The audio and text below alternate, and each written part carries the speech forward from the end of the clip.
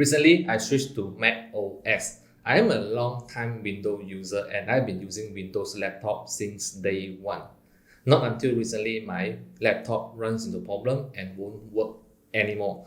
So I think instead of getting another Windows laptop, why don't I try out Mac OS? So I got myself the M2 MacBook Air. If you're new to Mac OS just like me, this video is going to be very helpful to you as I'm going to share some basics about Mac OS so that you do not need to learn from scratch. So let's begin. The first thing they need to do is to enable the tap to click. So how you can do it is to go to the Apple icon right up here and then go under System Settings. So I have the latest Mac OS version, which is the Mac OS Ventura. In my MacBook here, you can see Mac OS Ventura 13.0.1. If you are coming from an older version, you might see some differences here.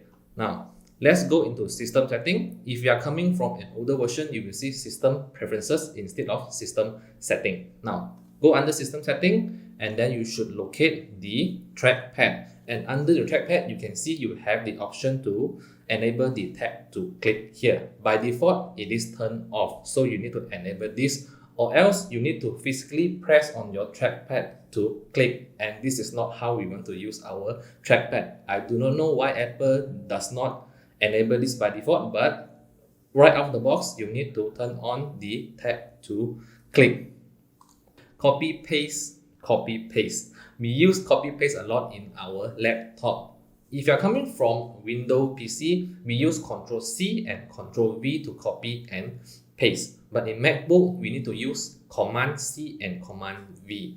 Think in this way, whatever general function that you use in Windows that require a Control key, in MacBook, you need to use Command key. For example, if you want to print something in Windows PC, you use Control P, but in MacBook, you need to use Command P. It's just that simple. The next one is Finder. Finder is where you can find all your files and folders inside your MacBook. It's just like the File Explorer in Windows PC.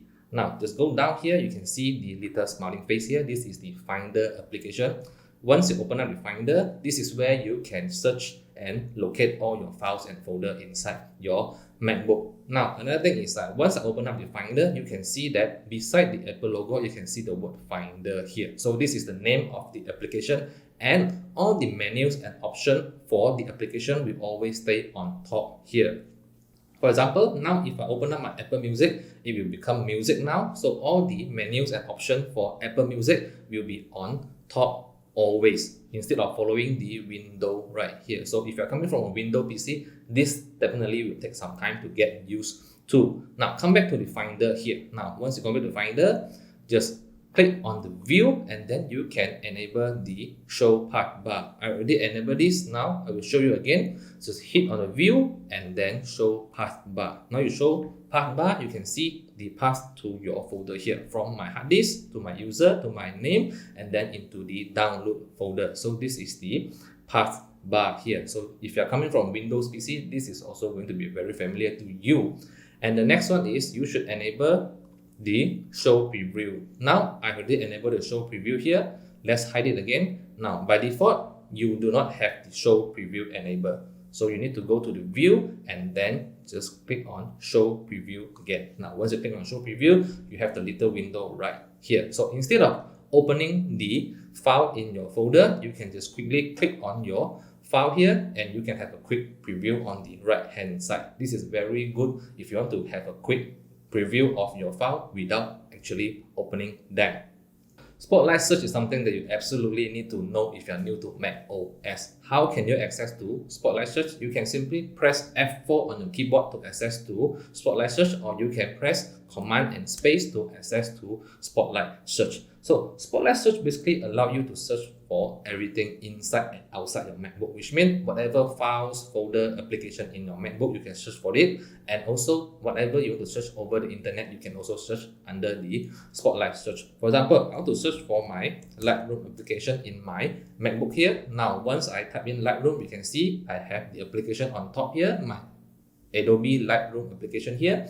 I have some result from the internet, and also I have some result in the file folder right here. Now, what happens if I search for something else? For example, I will search for LeBron James. Now, I do not have any files and folder with the name of LeBron James inside my MacBook. However, it will show me some suggestion on the internet, some image of LeBron James, Twitter account, Instagram account. So a part of searching something in Spotlight, it also acts like a calculator. Now, let's delete everything here. Now, if I key in 1 plus 2, now it has become a calculator. 1 plus 2 equal to 3. The next one is screenshot and screen recording. Coming from a Windows PC, I always use print screen for my screenshot. However, once I got my MacBook here, I just couldn't locate the print screen button in the MacBook. So how do we print screen? How do we screenshot and screen record in MacBook? Very easy. If you want to screenshot the entire screen, simply press Shift, Command, and 3 for you to screenshot the entire screen. Now, if I press Shift, Command, and 3, it will just screenshot the entire screen. Now, once you click on the picture here, you can see we have already screenshot the entire screen. And you also have the ability to edit your screenshot. You can delete your screenshot if you do not want it. And also you can share your screenshot to your friends and anywhere you want to share it. Now, for me, I will just delete this. So the next one is, what happens if I only want to screenshot a portion of my screen instead of the entire screen? Very simple. Now, once I click on the Shift, Command, and 4, you just press Shift, Command, and 4. Now you can see your cursor become a plus sign here. You can just simply drag any area that you want to capture. And then once you release, you can see here, you will only capture a portion of your screen. On to the next one is screen recording. So how do you screen record in MacBook? So very easy. Just press again Shift, Command, but this time press 5. Shift, Command, and 5. Now, you have the ability now to capture the screen as well. You can see now, capture selected portion. You can also capture the entire screen. Next to them, you actually have the ability to screen record. Because I am recording the screen now, so actually you have the ability to screen record here. Okay, all right. So beside the screen record button, you have the ability to change various settings right here.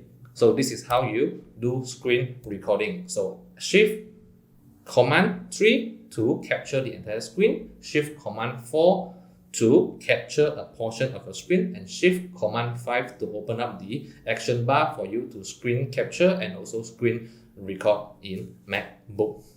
Mac OS also has its own way to handle the application window. Now, on the Apple Music application right here, you can enter full screen by pressing the green button right up here, or you can press Ctrl, Command, and F to enter into full screen. Now, once you enter into full screen, you can see that you do not have the ability to minimize your application anymore. Because in Mac OS, once you enter into full screen, it acts as an individual desktop. Now, just use 3 fingers to swipe on your trackpad, and then you open up all the desktop on top here. Then you can select and switch between the different desktop here. For example, I have Notion open here, and then I swipe up again, I have my Safari open right up here. Another way to do this is by using 3 fingers as well. You can use your 3 fingers on the trackpad to swipe left and right to change between the application. Just use 3 fingers to swipe left and right to change between application.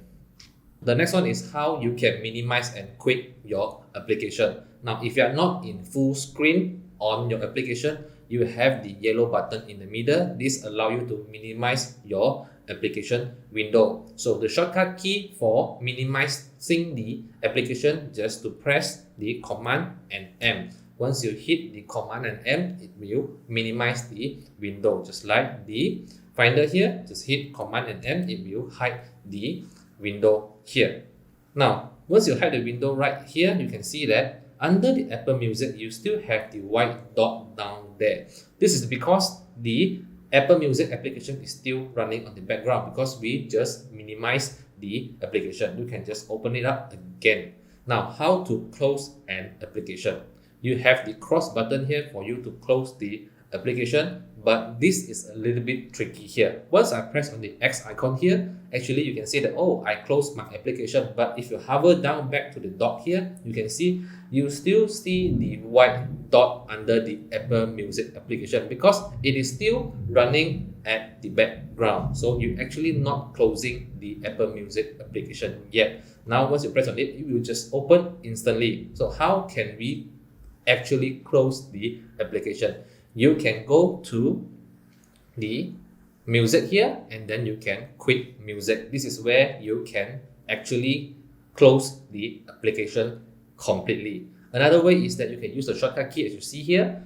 On the Apple Music, I can press Command and Q to force close the application. Once I close the application by using Command and Q key, we go down here, you can see you no longer see the white dot under the application right now. So if you want to close the application entirely, remember, use the key Command and Q. For you to uninstall an application from your MacBook, just simply go here, go, and then click on the application. Once you open up the application window here, you can see these are all the applications that you install in your MacBook. For you to uninstall them, very easy. For example, if you want to uninstall Notion, you simply select Notion and then right click and then move to bin. Move to bin is how you uninstall an application in MacBook. If you're not using mouse like me, you can just select the Notion and then use two fingers to tap on the trackpad at the same time. Select Notion, tap with two fingers, it will open up the option here for you to move to bin. Basically, two fingers tap on the trackpad at the same time act as the secondary click on your mouse. Dock is where you place all the applications that you usually use so that you can quickly access to them. But dock can take up a lot of space here. As you can see now, it takes up quite a lot of space on my screen because I only have an 13-inch MacBook here. Now just hover into the line here, you can see your cursor become a bi-direction arrow. You just click on the line here and you have the ability to move up and move down. Once you move it down, it will become smaller. You move up, it will become bigger. So this is how you can resize your dot. If you find this take up too much of space, you can just click and then just move down. Then you can actually make the dot much smaller now. And also, you have the ability to actually hide your dot. Just go to the dock area here, just right click on your dock and then you can turn hiding on, and also you can turn the magnification on. Now for me, I like to turn on the magnification. Now let's see the difference here. Once I turn on the magnification, you can see as I hover through the different application, it will basically magnify and become bigger. So this is much easy for me to see what application that I want to select. The next one is just right click and then you can turn the hiding on. Once you turn on the hiding, which means the dot will hide below the screen if you are not using them. For you to access to them again, just hover your mouse to the bottom of the screen, it will just show up here. Now, I would like to quickly share you some useful application. The first one is Rectangle. You can download Rectangle for Mac. Once you download and install Rectangle, you will see something like this. Now you have the ability to actually snap your windows by dragging them. This is very, very useful. And also you have the ability to snap your window to the left half by using the shortcut key. And by the way, all these shortcut key you can customize your own. For example, to snap my window to the left half, I can use the command and left arrow. To snap to the right, I use command and right arrow. And this is a very useful application. So let me quickly show you. If I drag my application right here, I can pull it to the left to snap on the left hand side. This is very, very useful. Alternatively, if I want to snap my window to the right hand side, I can use the shortcut key that I said, command and right, and it will quickly snap to the right hand side. Furthermore, I can drag and pull it to the top so that it will go to the full screen mode. So this is the first application, Rectangle. If you're using a mouse together with your laptop, you should definitely check out Linear Mouse. Linear Mouse is a free application for you to download and install in your Mac OS. And once you install the Linear Mouse application, you have the ability to actually set the scrolling on your mouse independent from your trackpad. So why do I say independent from your trackpad? Now, just open up the system setting, go under the trackpad. You have the ability here to turn on the natural scrolling, because I want to turn on the natural scrolling so that when I swipe with 2 fingers on my trackpad up to move up on my page, down to scroll down from my page. So this is how I love to use my trackpad. But on the mouse, I want to use it on a different direction. However, if you set natural scrolling on the trackpad, automatically you also have the natural scrolling turned on the mouse. As I said, I want them to work in the different direction. So you need to download the linear mouse so that you can set the scrolling to reverse, and this will only affect on the mouse. Now I can have a different direction on my trackpad and also on my mouse. If you have an external hard drive that you use on your Windows PC, by default, it is set to a format called NTFS. If you plug the external drive into your MacBook, you'll find that you're only able to read the data from the external drive, but you won't be able to write into the drive, which means you cannot save something new into the drive. So this is not how we want to use our external hard drive. For sure, we want to be able to write into the hard drive. So the workaround for this, if you're using the latest version of Mac OS, the Mac OS Ventura, just like me, then you should check out the app called Tucera. But Tucera is a paid app. You need to pay for $15 for this application. Once you install Tucera in your MacBook, you'll be able to read and write on your external drive.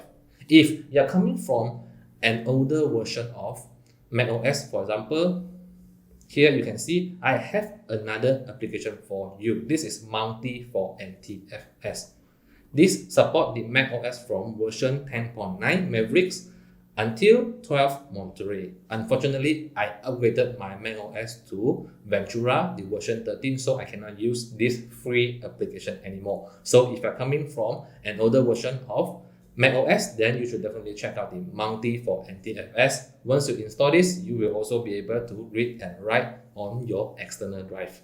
The final one is to set the animated memoji on your lock screen, and this is super cute. So how you can do this is by going into the system setting and then select off your picture here and then just click on the edit. Now you can select the memoji that you want. This is my own face here. You can select some other memoji as you wish, and then you can also click on the pose, and then for example, if I want to set this pose, and then you can also change the style of your memoji here. Now, if I want a blue background, once you have selected the memoji, the pose, and the style you want, just click on the save button here. Now, let us go to the lock screen. Once you go on the lock screen, you can see that now you have an animated memoji right here.